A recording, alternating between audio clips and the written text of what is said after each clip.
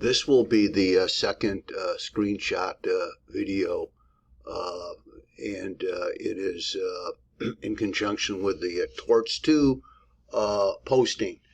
I wanted to clarify something I said that appears at the end of the first screenshot video, and it's really a lack of clarity in the notes. And that is, before I launch into an explanation of comparative negligence, I mentioned that there's two potential defenses, but then I see in my notes I only mentioned one.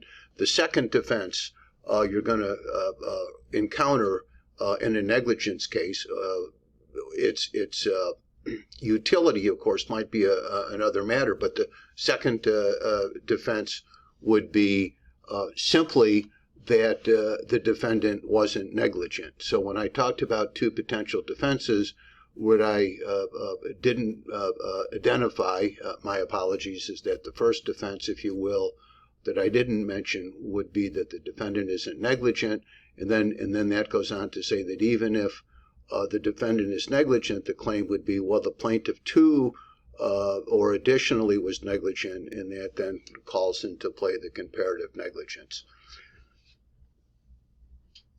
When we look at the second posting, our first topic is vicarious liability in negligence cases. And when we talk about vicarious liability, generally we're talking about situations in the law where one person is responsible or liable for the conduct of another person.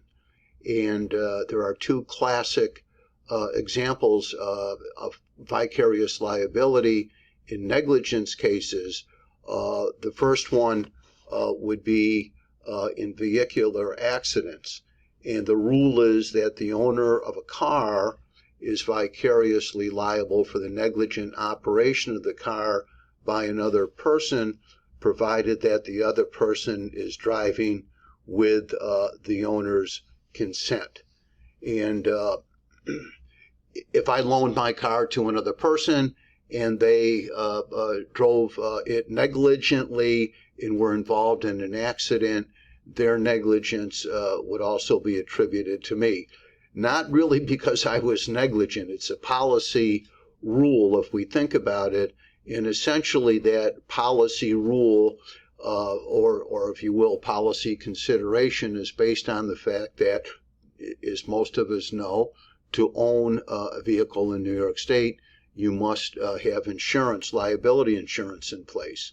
So this rule of vicarious liability really then guarantees that there will be a policy of insurance, liability insurance, that can be used to cover, I don't know all, but some of the injuries or damages incurred by another person at the hands of an individual who's driving another person's car with the owner's consent. So that's the first example. The second example would be that an employer is liable for the negligent conduct of an employee, provided, and this is a big provided, the employee is working within the scope of employment. And so if a delivery a driver employed by a business gets involved in an accident, certainly the employer will be liable. The employer can also be liable in other instances we could imagine. What I want to point out, though, is that this rule of vicarious liability for employers regarding the conduct of their employees requires that the employee is working within the scope of employment. And I am aware of a situation of a few years back where a fitness club hired a person to be a trainer, a fitness trainer, and also working at the fitness club was a student who was an intern there. And the fitness trainer, for reasons I suspect known only to him, decided he would give the intern a date rape type of drug, which led, of course, when it was discovered, to all kinds of criminal difficulties for him, and also led to a lawsuit against him by the intern based on a tort that we'll be talking about a little bit later in this posting, which is the tort of battery. But as you might also imagine, the fitness trainer really didn't have a great deal of assets. So for the intern to really recover for the somewhat significant damages she suffered, she brought a claim against the fitness club. The problem she had, however, was that the fitness trainer was not acting within the scope of his employment when he gave the intern the date rape drug. And therefore, there wasn't any vicarious liability. And what she was required, the intern was required to claim, was that the fitness club was negligent for hiring this guy. And she wasn't successful because the fitness club had no reason to believe that this particular fitness trader had any kind of propensity to engage in that type of conduct. But the takeaway for vicarious liability is the fitness club wasn't liable for the conduct of the fitness trainer because it went beyond the scope of his employment. If we move to a few other torts, we can identify the tort of battery. And the tort of battery requires proof that the defendant, without the plaintiff's consent, engaged in a non-consensual physical contact, which caused the plaintiff harm. Sometimes we might find ourselves on a subway car or perhaps taking a bus at the airport to get from the parking lot to the terminal. And the subway car is crowded or the bus is crowded, and we bump into each other, we occupants. That's not a non-consensual touching, because if we place ourselves in the midst of a crowd of people or a group of people, we are impliedly consenting to the inevitable body contact that from time to time is going to occur. But obviously in that situation, if a person was assaulted, struck, or sexually assaulted, that would be a battery because it would go way beyond the implied consent. Again, classic example of a battery would be A punches B in the nose, and B then could recover for the harm. But the downside practically to the tort of battery is that it's not the type of conduct that insurance covers. So, for example, I own a house, I have homeowners insurance. It covers negligent conduct on my part. So if I don't clean off the sidewalk when there's ice and snow on it and someone slips and falls, and I'm sued for negligence, my homeowner's insurance will come into play. However, if I physically assault someone on my property, my homeowner's insurance isn't going to come into play because you can't insure yourself against intentional misconduct, which then raises the practical matter of how do we get a remedy if we have a battery claim against someone who doesn't have any assets. So that, practically speaking, is probably why we don't have lawyers on billboards advertising to get clients coming in for the tort of battery, as opposed to getting clients to come in for the tort of negligence. For example, automobile accidents, because in the negligence area, oftentimes we can find some kind of insurance to be used to cover damages. Another tort that we sometimes have heard about is the tort of defamation.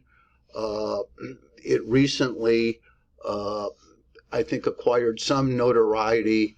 Over the summer or fall, there were two cases that defamation cases that seemed to garner the attention of the media. One was involving the actor Johnny Depp. The other one was involving a media figure by the name of Alex Jones. To focus on Jones, and apologies to Johnny Depp, Alex Jones, the claim was made in a defamation case, damaged the reputation of parents of school children who were murdered in the Sandy Hook killings in Connecticut. And Jones claimed on his media platforms that the parents were falsifying the fact that their children were killed. Apparently, Jones claimed it was some kind of false flag incident that was staged by the government. And the tort of defamation says that if there's a false statement made against someone that damages their reputation, then the individuals whose reputation has been damaged can sue for the tort. If the statement is in writing, we call it libel, libel. If it's made verbally, we call it slander. I also point out that the tort of defamation calls into play if there's a public figure who allegedly claims to have been defamed, or if the defamation involves a matter of public interest. The First Amendment requires that the plaintiff meet a very high standard of proof. Now, with Alex Jones, the parents certainly weren't public figures, but it was a matter of public interest. But the parents, I think, rather easily were able to overcome or meet, if you will, the high standard of proof. And that high standard of proof is that the person made the false statement knowingly or with reckless disregard for the truth. And most of us would agree, I think, that claiming that the parents in Sandy Hook really didn't have children who were murdered at school would be a person who was acting at the very least in reckless disregard of the truth. It'll be interesting to see with Alex Jones, because there was two sets of trials, one in Texas and then one recently in Connecticut, how difficult it's going to be for the plaintiffs to chase him down and get some money, because he's filed a series of bankruptcy petitions, and I think has desperately been trying to hide his assets. And I'll leave it at there. I guess we can all draw our conclusions about Mr. Alex Jones. And now the last tort I want to just mention briefly is products liability. And as I point out, this is really an incredibly complex tort, because you need a lot of expert testimony to establish that there's a defect in a consumer type of product. But if you can show that there is such a defect and it caused harm, then the manufacturer is liable, provided that the product was being used as intended.